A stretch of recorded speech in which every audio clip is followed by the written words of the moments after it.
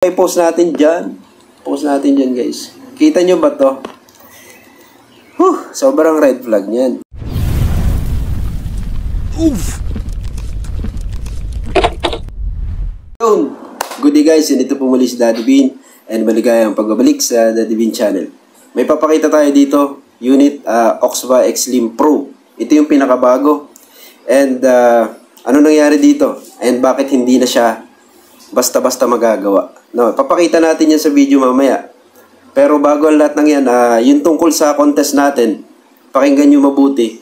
Lahat ng letters doon ay gagamitin. So may mga nagtatanong kung gagamitin daw ba lahat or may mga pipik o may mga ipipik lang silang letters. No, gagamitin ho lahat yan. Pero mayroon siyang twist dyan. Ibig sabihin, meron akong ginawa dyan. Malalaman na lang ninyo sa announcement kung sino yung winner. Yun nga palang prize. Bigyan ko rin kayo ng konting clue dun sa mystery prize natin. So, yun ay isang uri ng gadget, no? Okay? So, yun, diretso na tayo dito. Siguro din lang pala ninyo yun na nakasubscribe kayo dun sa tatlong channel na binanggit natin, yung Daddy Bean TikTok, Daddy Bean Facebook, and Daddy Bean YouTube channel. And i-like and subscribe nyo na rin yung mga videos natin. And i-share nyo rin syempre yung video na, especially yung video na yun, kasi i-verify ko yan sa page ninyo, no? Pwedeng sumali dito kahit sino, hindi kasi siya vape, no? So, sa iba kasi pag minsan nagre-reklamo, hindi naman kami vapor, Daddy Bean. So, ang premium natin ngayon ay hindi vape. So, looking forward tayo dito sa ating ipapakita and may matututunan tayo dito, guys, no?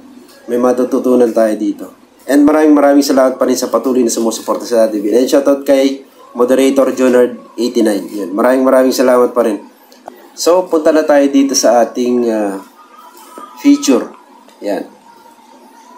So, kung mapapansin ninyo, mukhang bago itong unit.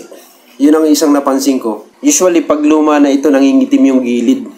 Okay, dito sa area na to. Pakita ko. Saglit. Itong area na to, pag halimbawa matagal na ito, nangingitim yan, yung mga area na yan. Kasi napapasok ng juice yan, no? So, ito bago. Pero, may nangyari dito, guys. Ang sabi ng owner, nabasa sa dagat.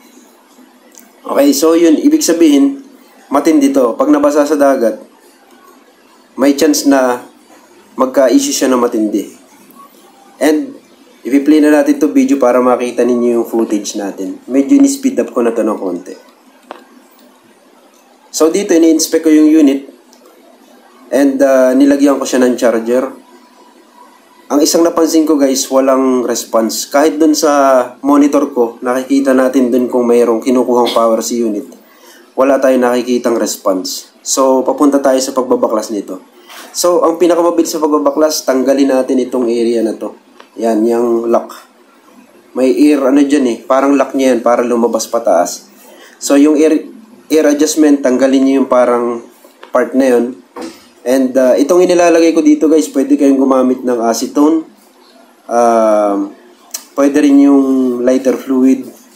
Meron ding special na pangtanggal sa mga sticker na bibili yan sa Shopee, makakabili kayo. Pero mas okay na yung nabibili lang sa bahay. So, ang tatanggalin nyo lang, guys, itong area na to, yan, sinusungkit ko.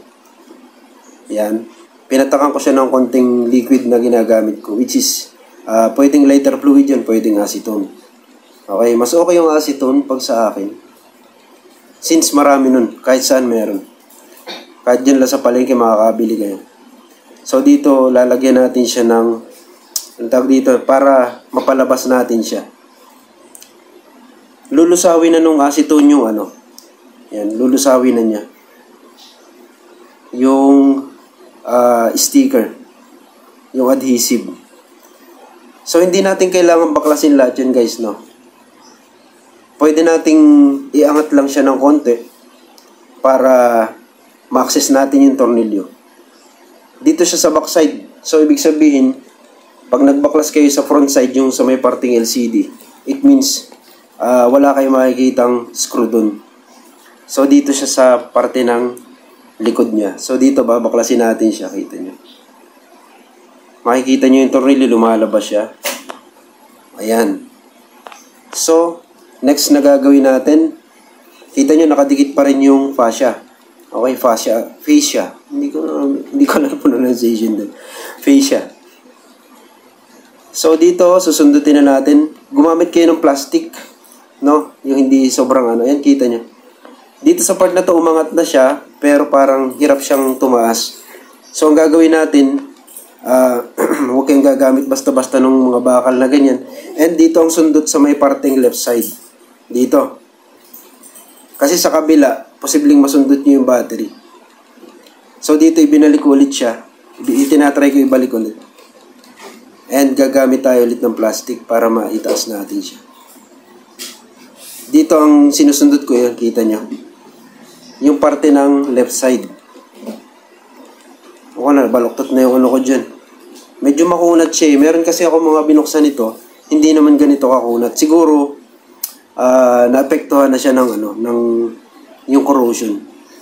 So, dito sinubukan ko ulit. Ano na yata ito? Screwdriver. O, screwdriver na to guys. Kita nyo, and lumabas na siya. And, unang-unang mapapansin nyo dito guys.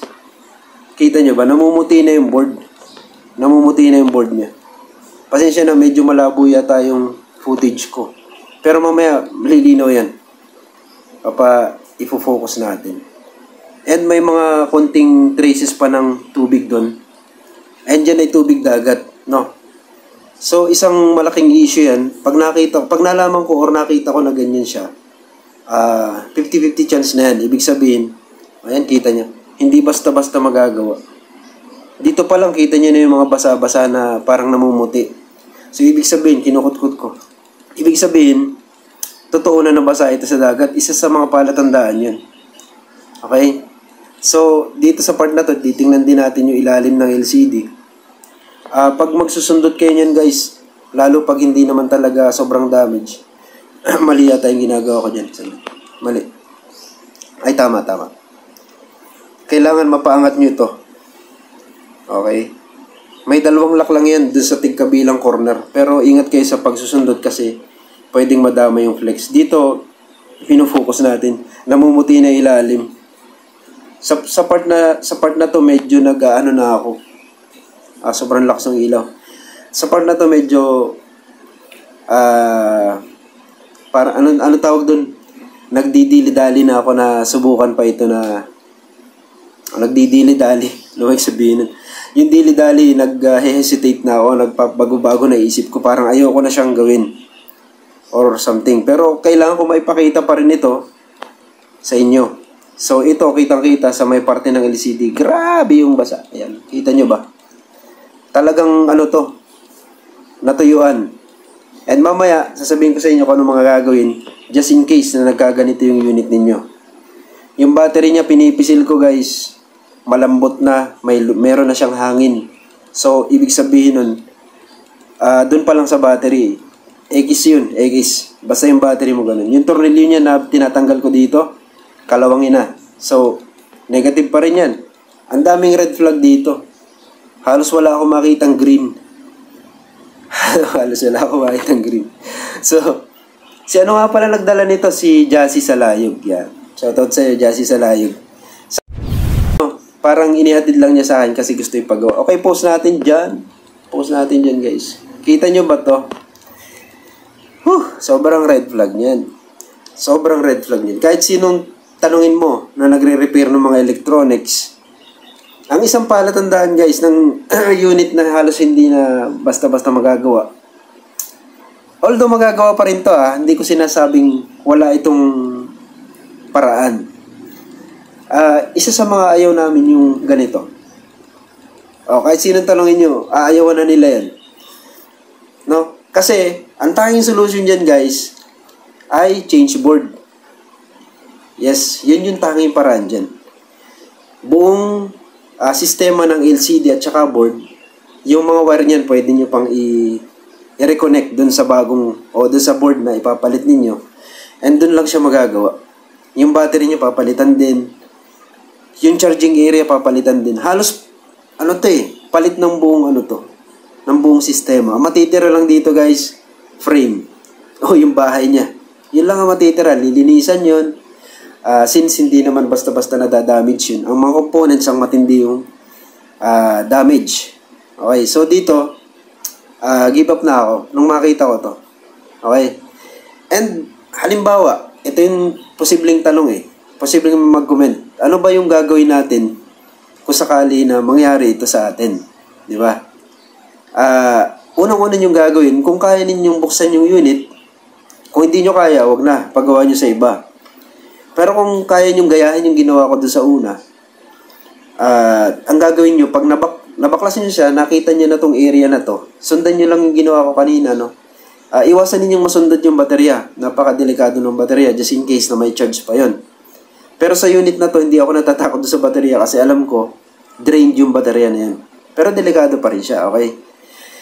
So, ang gagawin nyo, just in case na nakita nyo na tong board, usually, pagkababasa pa lang yan, kinabukasan, posibleng hindi pa ganito yung appearance niya. Makikita nyo may mga tubig-tubig dyan, may mga pakunti-kunting corrosion, which is, hindi pa yun, hindi pa fatal sa unit. Fatal, tama ba yun? Hindi pa sobrang damaging sa unit. Kasi yung fatal, pwedeng ginagamit yun sa mga buhay na bagay. So, ito, pwedeng hindi pa sobrang damage yung unit dun sa part na yun. Kinabukasan, agad-agad ninyong bubuksan. Pagkatapos, bago nyo siya linisan, putulin nyo muna yung lahat ng black wire. Okay, may makikita kayo dyan. Subukan natin. Papakita sa inyo. Meron dyang black wire nakakabit sa board. Ito, nakikita ko dito Ayan, yan. Ito. Yan, kita nyo ba to? Ito to. Yan. Black wire nakakabit sa board. Pwede rin i-disconnect yung, kung may panghinang kayo sa mismong negative area ng baterya. Papakita ko. Pwede rin i-disconnect siya sa mismong negative area ng baterya. Okay, so dito nilagyan ko na siya solution. Mamaya yan. So, ang gagawin nyo, putulin nyo muna yung black wire. Okay? And, pag na-disconnect nyo na yun, saka nyo siya ibabrush. Pwede ang alcohol. The best yung alcohol, guys. Mas mabilis matuyo yun, no? Kuskusin nyo kaagad ng gently. Gently, kuskusin nyo ng brush na may alcohol. Kabi-kabila. Ingatan nyo yung LCD. Pwede nyo baklasin yung LCD. Lagyan nyo ng plastic. Tapos i-brush nyo. Dandahan lang. Baka kasi masagi nyo yung LCD. Pwedeng mapunit naman yung flex. So, ito yung ginagawa lang kapag nabasa yung unit. So, sa part na yun, kung ma-neutralize ng alcohol, yung at malinis, yung mga part na yun na mga delikadong mabasa, and tutuyuin nyo siya. Pag natuyo nyo siya, ibig sabihin, pwede nyo isprayan ng hot air or hair dryer. Ikabit muli yung black kapag halimbawa natuyo nyo na siya. No? And malaking-malaki yung chance na mabubuhay yung unit. Pwede nyo rin siyang testingin, guys, nang hindi nakakabit yung negative area ng baterya. Isaksak nyo lang yung charger. Since bali yung connection ng baterya is dalawa. Isang papunta dun sa negative part ng kung ang pinutol ninyo ay sa may negative part ng baterya, ibig sabihin, gagana pa rin yan kapag isinaksak nyo yung charger. Doon nyo makikita kung gumagana yung unit, although hindi nyo siya maipa-fire. So parang, kasi kung may problema yung unit, may shorting, magluloko yung area na yun. Yung pag isinaksak nyo, pwedeng magloko yung charging area. Ibig sabihin, makikita nyo dun sa unit kung nagbiblink lang siya. Pag minsan magbiblink lang siya ng white, or magpapakita siya ng iba't ibang kung may problema siya. Pero kung good siya, mabubuhay siya. Mabubuhay siya ng diretso or magpa-flash lang siya na extreme. Pero usually, pumapasok sa menu yung mga yan. Napasok siya sa menu kasi sapat yung power na sinusupply nung charger para mabuhay lang yung unit. Okay? So, dito sa part na to, formality na lang to para malinis lang siya. Nilagyan ko siya ng solvent. para kahit pa paano naman ay may ginawa ako doon sa unit, no. So dito sa part na to, malungkot ito kasi ayoko na. Hindi ko na siya gagawin. So dito parang yun.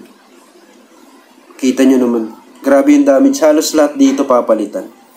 Okay, so give up tayo. So sa part na to, ibinaba ko na yung unit and bubuhin ko na ulit yan para maibigay na sa customer. Ang tawag dyan, RTO. And sinabi ko na kay Jassy na, boss, wala na to. Alanganin na to. Hindi na siya mapakinabangan. So, bili na lang sila ng bagong unit kasi yung cost na papalitan mo yung lahat-lahat dito, yung trabaho, halos konti na lang makakabili na kayo noon. And mahirap pang maghanap ng ganitong unit just in case. Sabihin na natin, no, bigyan ko kayo ng price range around sapat na siguro yung mga 700. Mababa na yung 600. No, para sa pagpapalit ng napakaraming piyesa diyan. No, and para sa akin mas pipiliin ko talaga na bumili na lang na ibang unit. Okay? So yun guys, sana may naibahagi tayo dito and yun, i-share niyo yung mga video natin and patuloy tayong sumuporta sa channel ni Daddy Bill. Maraming salamat po. Subscribe kayo guys. Ingat kayo. Bye-bye. Oof!